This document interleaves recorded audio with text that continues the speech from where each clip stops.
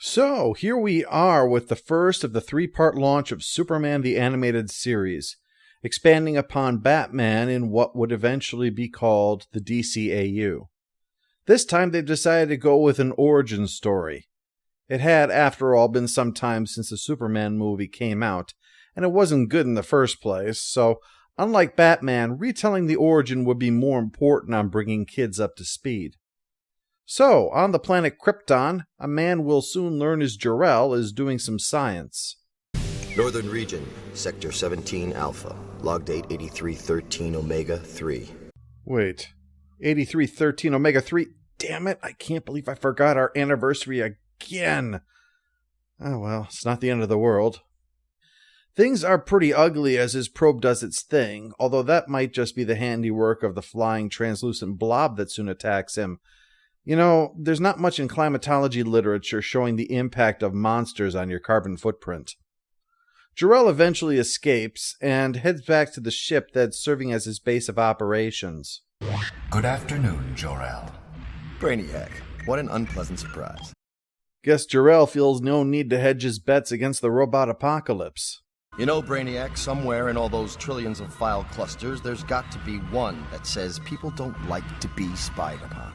Yes, I watched you mention that when you were on the toilet yesterday.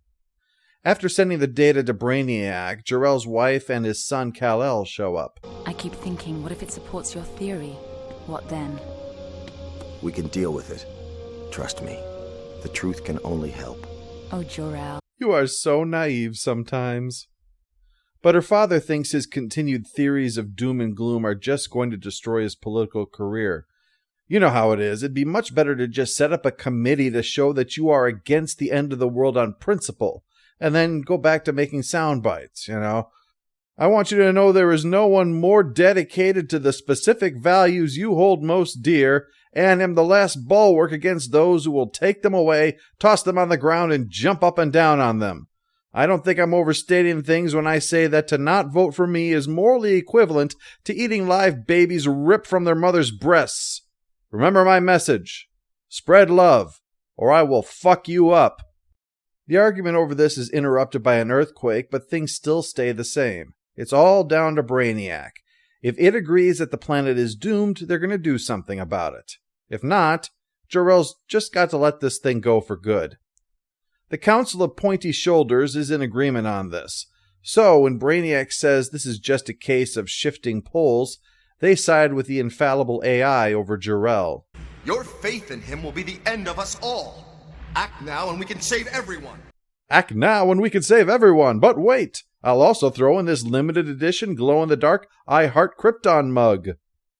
They're not going to listen, but Jor-El is sure that he's right and Brainiac is lying. So to his wife's profound irritation, he's going to head down to Brainiac Operations to try to get the truth out of it. But Brainiac knows what he's doing and interferes, forcing Jor-El to finally head downstairs and vaporize the damn door just to find out for himself. This is a breach of security, Jor-El. A violation of Statute 107653, subsection 4.85.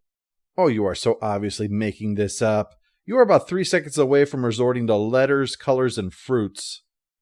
The reason for Brainiac's behavior is that it's beaming itself into a satellite, since, as the greatest repository of all knowledge on Krypton, its continued existence will ensure there is at least some legacy of their world and civilization. That's why it lied. Had the Council known that the world was going to be destroyed in less than a day, they would have wasted time having Brainiac try to save people in a futile act of sentimentality, and all knowledge of Krypton would be lost forever. He could have a point. Maybe he isn't a complete dipshit after all. He's the intruder. Arrest him. Nope, complete dipshit. Some people you just peg at first sight. Be warned, he is armed. Use of deadly force is advised. Well, on the bright side, when the entire population of Krypton arrives at the pearly gates, you'll be at the front of the line. Jor-El makes a break for it, evading the cops and outsmarting Brainiac. Suck it, Hal.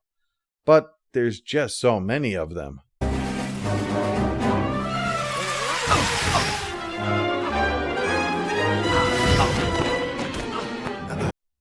man, if only I had something like flight or great speed or invulnerability, but I suppose that's just a pipe dream for a Kryptonian.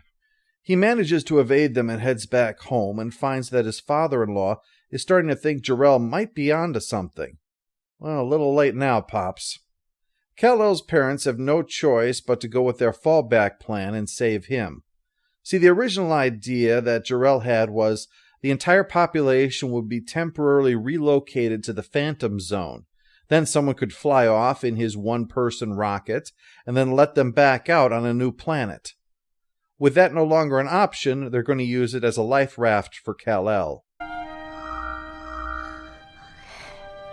Oh, those are great. I had one of those for the twins. Only it came in a bottle and said brandy on the side. Well, the cops are here, so Jor-El is ready to take off to lure them away, but it winds up being her father instead, leaving the two of them to finally do the responsible thing as parents and launch their unattended child into space. As for the pursuit of Jor-El... The patrol's reporting in. Jor-El's escaped their perimeter. They're requesting further instructions. It doesn't matter anymore. Farewell, Krypton. Stone cold. I'm surprised Brainiac didn't give him the finger on the way out the door. So it looks like that Jor-El was right the whole time. Think we should kill him anyway? Yeah, he was really smug about it, so might as well. So Brainiac leaves, Kal-El flies off in his rocket, and Krypton finds out that all the time they've spent recycling was a massive waste of time. Tomorrow, the story continues with Part 2 of The Last Son of Krypton.